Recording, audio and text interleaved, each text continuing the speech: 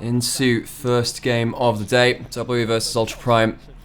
This game is very important. W only need to take a single game today for things to really go against TT. WETT, they're fighting for the last playoffs spot. As we go through these first round of bans, no surprise to me that the Kalista and the Lucian take away from Doggo. I wonder whether Wayward could have picked up that Renekton first pick from South, though. Strange for me that they banned it on blue side.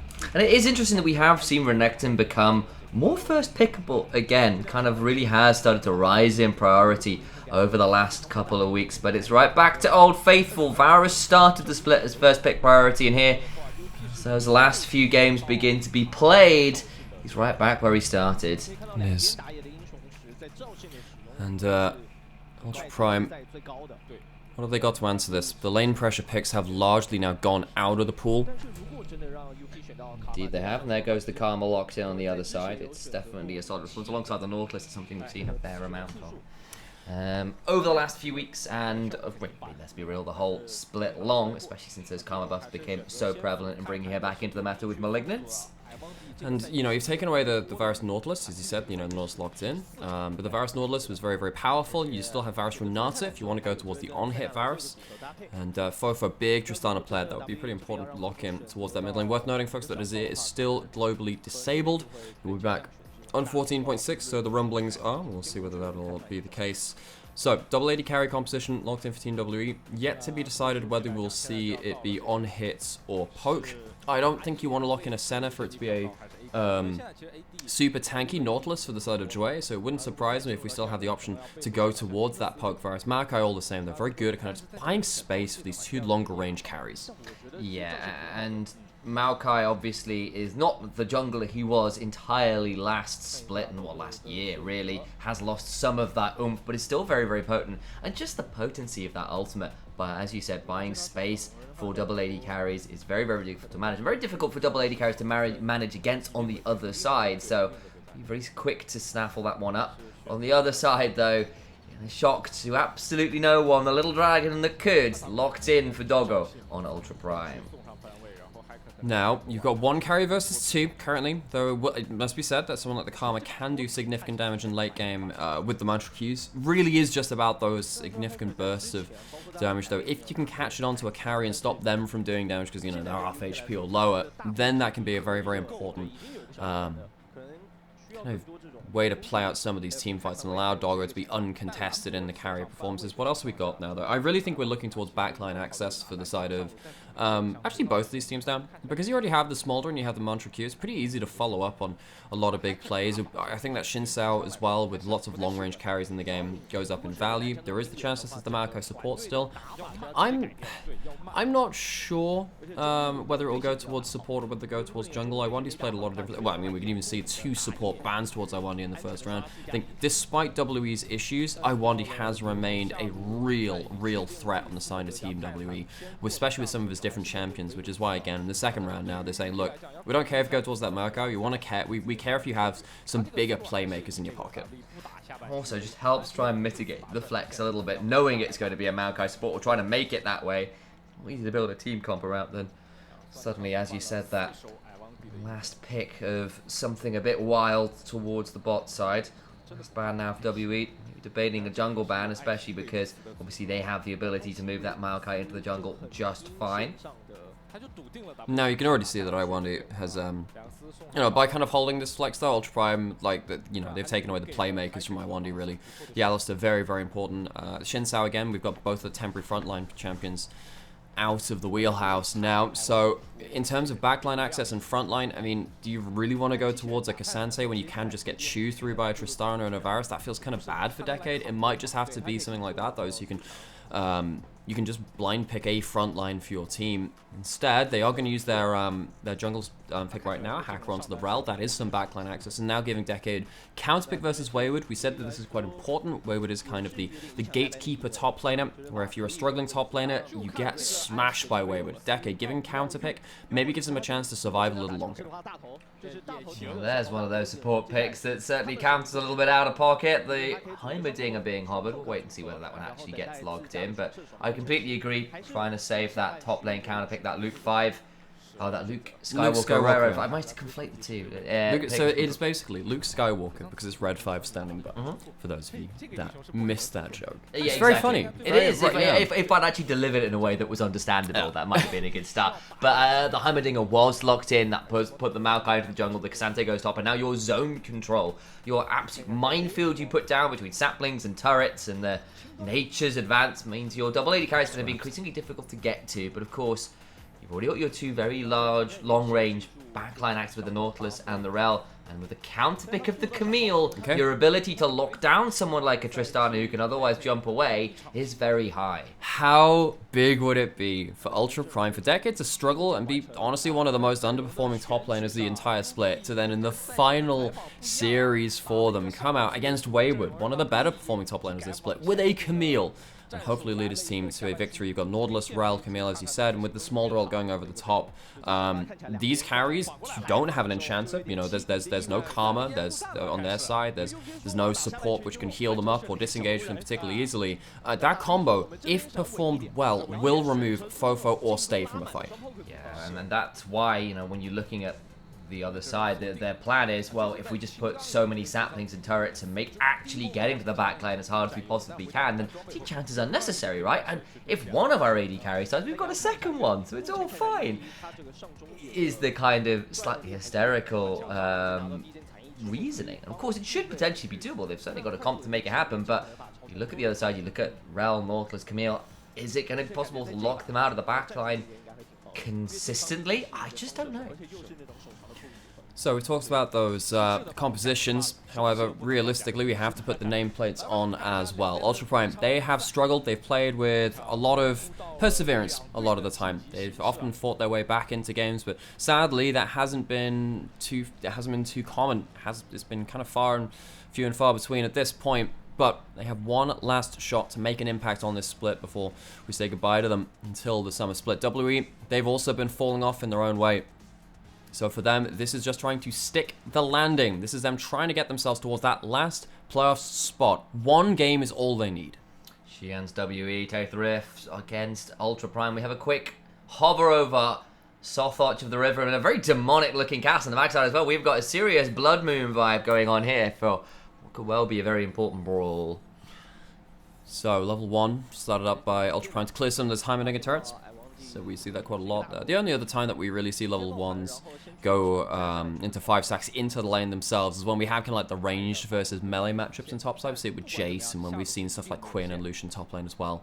You basically get people saying, nope, you're not going to be able to go into this brush. We can sweep out some wards there too. That's kind of some of the reasons why we do this. But of course the Heimerdinger, very, very obvious. You just don't want them to have all of those turrets level 1 and have the extra recharge them level 1 as well. Yeah, and especially in something like the Nautilus, who when he goes diving in, hits a turret accidentally, then gets all this damage going back onto him as he tries to run away. It can feel pretty sad, so you understand why perhaps you want to try and control that best you can. And into the laning phase we go. Good level 1 W from Doggo, but you can just see why Varus and Heimerdinger are so kind of valued as... They were valued as a duo. This time last year, they were a big answer to stuff like the Ashe support and the Kalista support. Well, no, rather those camp champions were an answer to the Heimerdinger. Yeah. Because then the double AD carries would end up killing the turrets from a good range. You can see that, it's a good hook block as well by R1D. The thing is, he's lost a lot of turrets. I think he's going to run out of turret charges soon. They do take a little while to come back.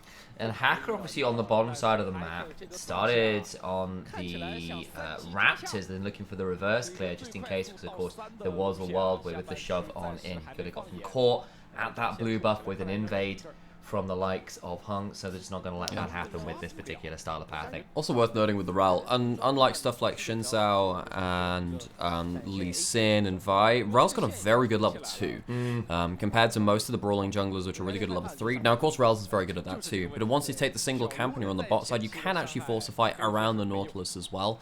There's an off chance that with the Ignite, something can go well with that one. So Hung gonna have himself a bit of a faster clear because he's had to walk less distance between camps. He hasn't had to, start on Raptors, walk across the map, walk all the way back across the map. So he'll be level 4 on Scuttle Crabs a little sooner than Hacker will be. That's exactly the plan. Doggo Hack there with a number of those hail of arrows hitting and those turrets being as obnoxious as they can. You can see one in the middle of the lane there to block out some of the potential angles from Nautilus, and one off to the side to try and get around the minions to attack someone if they were to step out of place. Also, the big thing with the Heimerdinger turrets as well is that Heimerdinger gets a lot of movement speed when he stood in the radius of them. Really? Yep, that's one of the big things. Yeah. He's so annoying aside from getting hit with those grenades. Well, I'm gonna throw it out there. So few people actually play Heimerdinger that it's quite hard to know everything there. Now, I know a lot about him because he was great. Guess what? In Arena, I know most of these odd champions. Boy. I know most of these champions because they were really good in Arena. So Zyra, Heimerdinger was absolute BS for a while. Are you in a really famous Heimerdinger montage too somewhere? I did have a play in a Heimerdinger montage. Now, we'll see if there's any montage material in a bot side dive. I was thinking about it. Dodges out on that W. Level 2. Can they teleport in? I don't know. It's very dicey. I think the teleport now is going to be too late. It's a decent route, but I don't think the tower aggro came through at any time in a good space. They will get one back, but the damage in many ways is already done, and unfortunately Hung had already dropped tower aggro, so no additional aggro hook onto Hung as he tried to leave. Oh, well, even bigger is that Doggo got no damage down, so there's no assist. That's actually that's the biggest thing, right? Because now suddenly you're teleporting back and you don't have the extra 150 gold. Maybe that would have been able to buy Doggo up to, I don't know, with that amount of gold, you probably wouldn't be getting Sheen anyway. But still, oh, actually no, it's with 7 with the cheaper Sheen. Maybe it would have been. You know, it's not as expensive as it was. Would have been close all the same. Either way, sad stuff. Is you know, yes, Iwandi does go down. It's gold over to the Nautilus though. It's not like it's gold over to the Doggo. Doggo's Tristana. I just saw the Tristana on the screen as the Dragon Tamer Tristana, and I'm like, what? Just holding him anyway, in small look, big thing is Doggo no gold. Stay Hung Iwandi gold. Good. Me speak English good. Yeah, sometimes, very occasionally. But now we get to back down towards the damage that's been caused bot lane. At least Doggo had got the teleport to do manage to pick up a lot of the wave, so there was that. The problem is, in some ways, the damage is already done. Now doesn't have the smolder, or not the smolder, the teleport or the flash, so ability to play out this lane increasingly narrow. Hacker has started up the grubs, and with the way that pathing and resets have occurred from Hung, there was no real way to contest that anyway, so those will come down against WE. And of course, when you have got a Tristan and Varus, that would have been nice to get. Haven't seen too much topside, but actually with the Ignite lock in it, it's a significant enough CS lead, right? Well, that's what I was about to say, and we saw that Way would teleport back into lane with about 35 CS, so Decade for the next phase of lane is going to have, like, effectively, so this is a big thing, right? So if you back on 20 CS and your opponent backs on 40 CS, and then you even up the CS, it still doesn't matter, because they have spent that gold in early laning phase, and until the next time you manage to go back, you're playing against a stat disadvantage. Decade has like a 15 CS advantage. He comes back with a Tiamat, really good for wave push. He has the Ignite. Wayward is going to be in a difficult spot now to control this lane, and he doesn't really want to all in to stop that wave clip because of that Ignite. Hung might be forced to flash over here. We'll see what Fofo can do. It is indeed, as Fofo immediately rocket jumps and throws down the explosive charge as well to try and begin a fight that might have occurred. Doggo down about half HP, but again into this lane, that is really not a surprise. It's so obnoxious. The arrow hits, and I think they're going to need bailing out by Hacker at this point, because this lane is looking very dicey indeed. At least the rocket barrage goes wild this time, but it's going to be another reset and another wave denied. So, Stay, Iwandi, doing really well in the laning phase. Worth noting, of course, again, Stay is starting over Prince. And I have to say, I have much preferred Stay. I think that the laning phase of W has been much more stable with Stay involved. And I do think that his positioning on the map has also been superior. Fofo forced to use the Buster Shot in mid lane, so that's a bit of an awkward moment for him, but still keeps himself safe. We're yet to really see the game-breaking plays happen in this game. Nice shove back into the tower with a W. Decade will get back out, but the turret shot flying afterwards means Decade, I think he could have used a few more years before he starts taking that fight. It's about to get more danger as the all-out continues. And Undorfa strike comes down, and despite the stat disadvantage, turret shots will even that one up just fine. Oh, and Decade, you just have to press your ult in that combo somewhere to avoid that turret shot. Doesn't end up doing so. Goes down. Dive on the other side as a cross map. Oh, well, he's just dead. It's a big stun back, though, so I think Doggo dies regardless. So, yes, they'll get a kill, but once again, another wave denied. Yeah, sad thing for Doggo there, as he ends up going down again. But this time, at least he gets the kill. The wave's not going to be shoved in immediately for the next one as well. From what I can tell from the wave state, it's going to be slowly pushing in towards Ultra Prime for the next wave. I think there was a minion or two left over or some damage done to that minion wave. So luckily, Doggo will be able to pick up some wave on that next time through. So, Decade pushing in with the Tiamat. We said, hey, you know, there's not many ways that Wayward can all in. You can't get forced into turret, though. Q3 hits. W shunt into the turret. Uses the hook shot out instead of using that ultimate to deny a turret shot at the end of that, too. Wayward massively outplays Decade. And Decade, sadly for him, he has once again slipped up in the laning phase. And that Wayward just didn't miss a skill shot there. That's every Q. The W lands into turret. You know, that's a lot of damage that Decade eats, and a lot of pullbacks in CC that he has to go through and just immediately falls down, and the damage comes on through his way. Being hit with some turrets, being very obnoxious, of course. Nymaera died a couple times, but it's still been a large part of why Doggo is 2 deaths to the good for WE.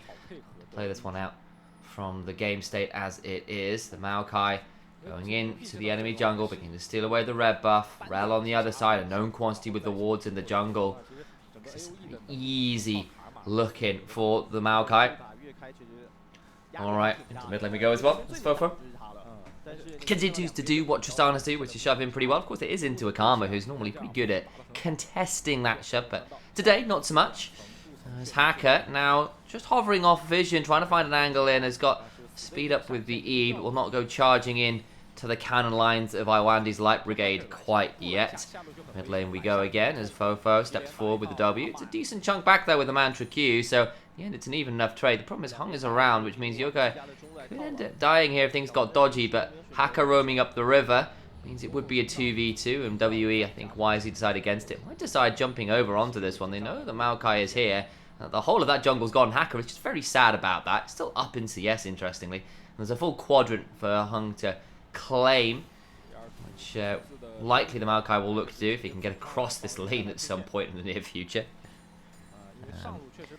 Still waiting to see what WE decide to do next, and with the grubs respawning they decide, well, that's not a bad starting point, especially denying anything like 6 grubs would be nice, especially when you have got the Camille, which could prove problematic as the game goes on. And of course, things like Smolder, if they get more access to towers, can be pretty frustrating to deal with. Fofo takes the opportunity with the wave shove to roam up and help with that. And we pull back towards Hacker, just nabbing away a Raptor camp. And welcome back.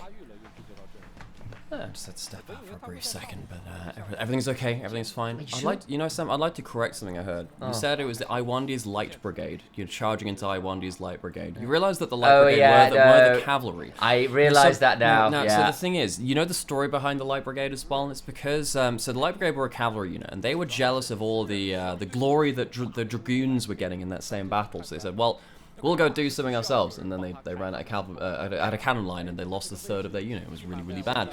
There's a teleport here. We'll see if the cannons can exact a toll this time. I don't think so, though. There's been a lot of damage. Iwandi gets over the wall, and that means Ultra Prime have gone very deep, and there's still that empowered turret there, alongside a flash for the Chains of Corruption, puts Joy into a difficult position. The Magnet Storm comes flying on through, but now Hacker needs to back away. Flash for the Twisted Advance, can't quite get far enough away. A kill onto the Maokai.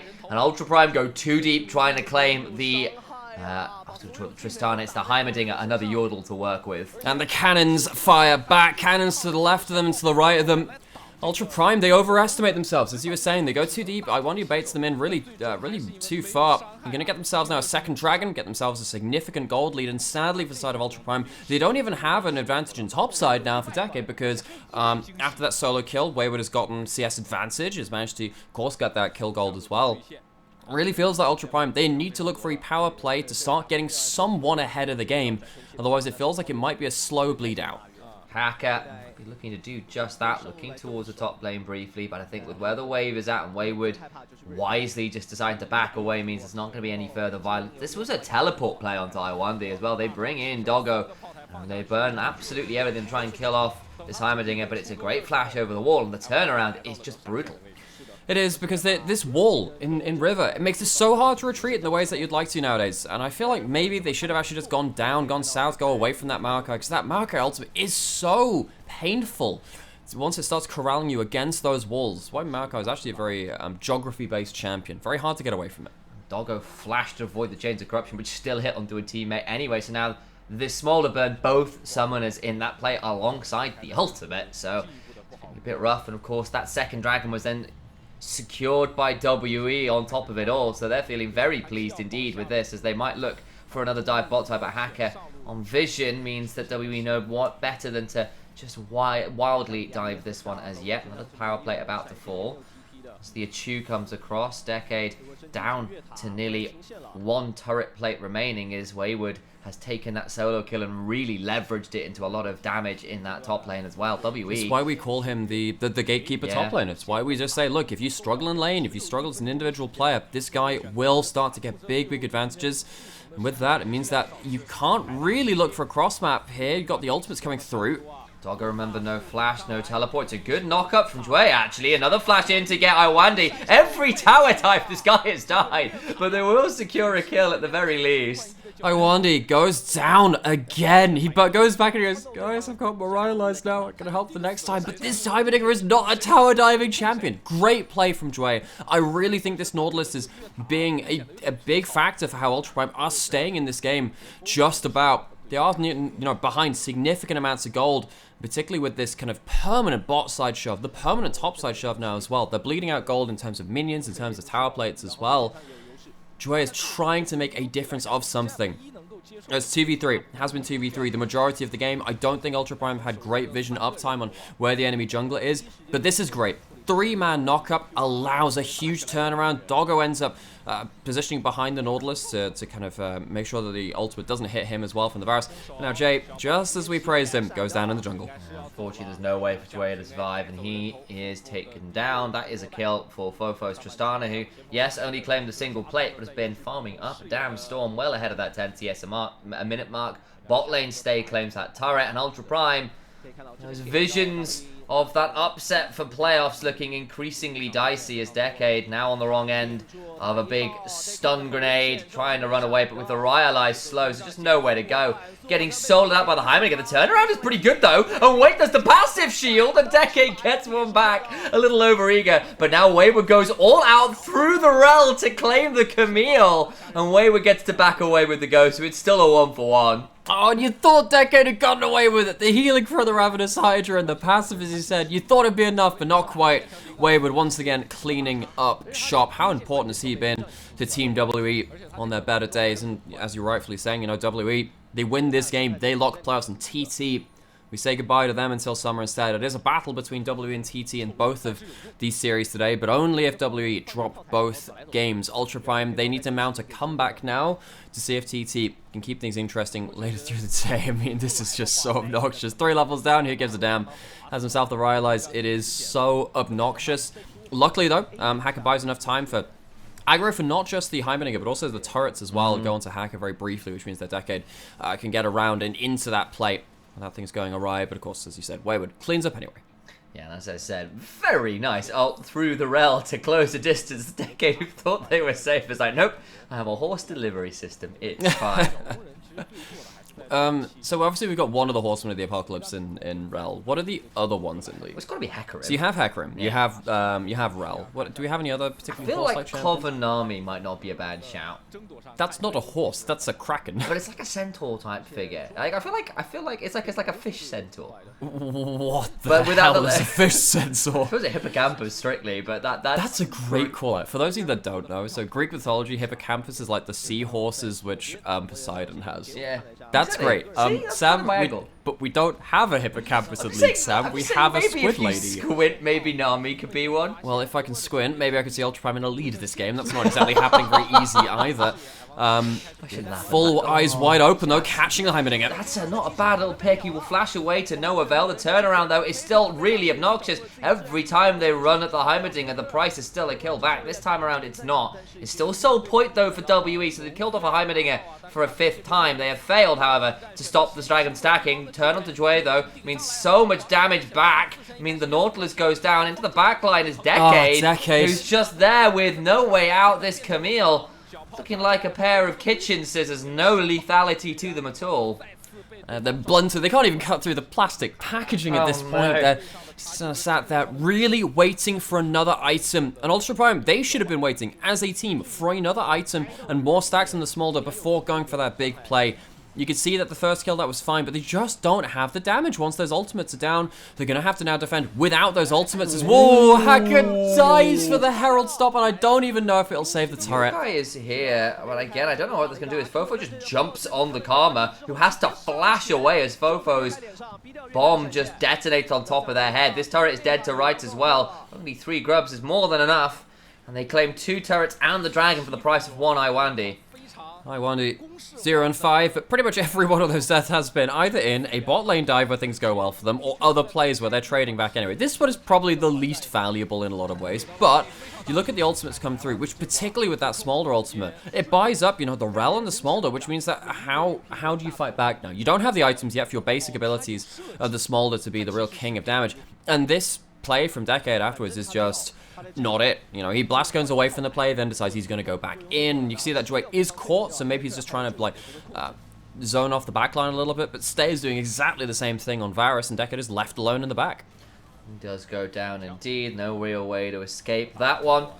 Instead, WE begin to run even further away with this game. They're at Mountain Soul Point. They're up 5 kills. They're up about 7,000 gold at this point as well. Lethality, Varus at 2 items. Tristana at 2, nearly there on the Maokai as well, who's actually building toward the Leandries as a second item after the Hollow Radiance. Very, very scary team at this point.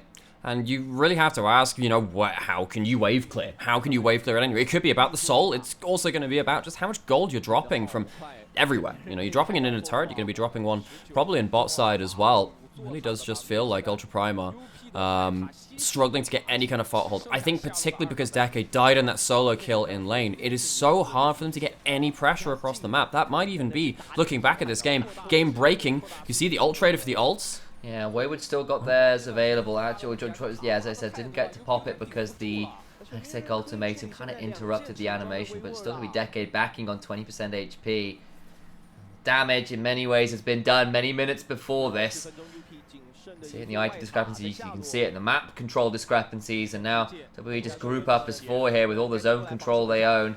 Begin to do some damage. The ultimate comes across from Maokai, Nature's Advance comes on in, and Joy, I apologize, dies trying to defend the turret. Nothing to be done as WE just continue to turn the screw. This is why Maokai is one of the best champions in the game when it comes to mid and late game. As soon as you look towards the turret, even if you're defending the turret, you can use it to ward people off the turret when the wave comes in. In this case, obviously, it comes through as they're attacking that turret too. And now you have, you know, 1 turret left outside of your base from the side of Ultra Prime. How many stacks can we wait for? 170 stacks for Doggo at 20 minutes? That isn't cutting it either. This is a long, long timer left on the little dragon to become relevant. The problem is it'll be after the soul has spawned as well, so no realistic way for WE to lose this soul. You feel like they're the ones who teleport in with a minute to spare, feeling more than strong enough to begin fighting this one out, as Wayward will lead the charge into the enemy jungle and begin sweeping out Vision. So even if they want to come in and contest, it's just not a very easy prospect at all. So, what's left for Ultra Prime here? Really trying to think their way through this. It would be so much easier if they had more stacks than the Smolder, but I really think that Stay and Nymaera have done a good job of, you know, continually pushing waves into turret. It means that you're farming with Ws and not Qs. It means that you drop stacks that way. And you see that just means that the timer has extended on how long it will be for this dragon to really be a threat. 20 seconds on the dragon timer, proper for the Mountain Soul. And you can just see Ultra Prime, they don't have the damage. They don't have the ability to play around this combo. Not very easy at all. They have no vision beyond their wolves. They cannot even see that wolf pit. They have got 1 single ward on that entrance into their own blue side jungle, and that just got denied by another control ward. And every time they're looking at that fog of war, they're just wondering whether a Maokai ult will come out of it as well. Hacker has flash, has ult, maybe that could be the big play. Dragon's not been started up properly. Here come the teleports. Trying to find a way into the backline. Oh, he's teleported away! And WE were already in the blue side jungle. That means Yokai dead to right as Wayward once again goes all out as Hacker must try and get away, but unfortunately for him, this internet security was just a little bit too strong. Nothing to hack. A very empty bank account on their own side. Decade will try and go all out again against Wayward, who just picks him off. That Hextech Ultimatum just not enough to work his way through the massive health bar of Cassante, and Soul is claimed by WE and Ultra Prime. They were working blind, they took a gamble, they weren't on the Soul, they were waiting to pounce. And Ultra Prime with this, if they lose this, reminder, it doesn't matter as much to Ultra Prime. Yes, they're playing for pride. They're already out of playoffs, though. They're likely the bottom place team within the LPL. If they could have taken both games today, and seeming more increasingly likely, they could have allowed TT a chance into playoffs themselves later today. Doesn't help, though, when your top laner is teleporting away from the initial engage and then loses the 1v1 after as well. I really feel like Decade has once again just been off the boil for Ultra Prime. Wayward has manhandled this Camille on the top side. It hasn't been close. Tries to immune, that Q3 does so, right? But at what cost? The damage just isn't there. Look at the item discrepancy again. This poor Camille, not in the game. They'll land a stun briefly onto Wayward, but he's got a Pathmaker. He doesn't care. Doggo eats half his HP bar. He does care. He really cares, exactly. And this poor little dragon just not at a point of power at this point in the game. WE will now, with their Mountain Soul, traipse their way over towards the Baron. Ultra Prime, if they go and contest at that, they're probably dead as well. So Hacker, no flash, no easy way to get over the wall. It feels like you very much can ward him off. You can see that hung on one side of things. You can see that Ultra Prime trying to find a route towards this Baron without Hacker being spotted. It's not going to happen though. I1D's blocking off one side and the Baron is already gone. Teleport in, but again, it's just too late. And now it puts Yurkai in a horrible position. It's a Mantra Q into a flash away, and Wayward leading the charge for WE to try and find something more after having claimed the Baron. They'll land another Soul Flare, but Wayward just Pathmakers forward, absolutely unheeding of any damage that might come towards him. Flash on him from Hung, who gets a twisted advance, trying to get some damage back, and it's already a very dead Karma. Now they can flash forward for the Chains of Corruption, the turnaround with the Magnus Orb, but there's no follow-up. Everyone is dead. Immediately grounded as they fly on in. What a great game Hung is having on this Maokai. Stops, has a 3-man Bramble Smash, stops the turnaround engage from Hacker with a Bramble Smash knockup as well. And this tree has stood firm against the storm of Ultra Prime. 1 game victory is all they needed to get themselves into playoffs over TT. Oh. And with another kill, they are marching their way towards that. Stay just is not messing, and WE will stay in the race for playoffs. They will lock themselves in fact. How far can they go? And WE not quite there yet. They don't quite have the minion wave, but another one's coming barreling in. Do they want to stay? It looks like they will. It's going to be a recall for this Dragon Tamer Tristana, who teleports right back in on the cannon minion. Game's about to end. Doggo just ate a huge arrow, so we can't stick around to wave clear. Varasol hits Maokai through WE into playoffs. Ultra Prime put to the sword. It only took 1 game. That was all they needed, and WE have succeeded. They have made the cutoff point. No longer at threat of missing out. They will make playoffs. By winning a single game, Thundertalk Gaming can no longer match the game score, even if they were to win 2-0 in the series just after this one, which means that WE, they can no longer be beaten to 10th place. TT, we will not see them again after this series tomorrow. That'll be their last one. And folks, thanks for sticking with us.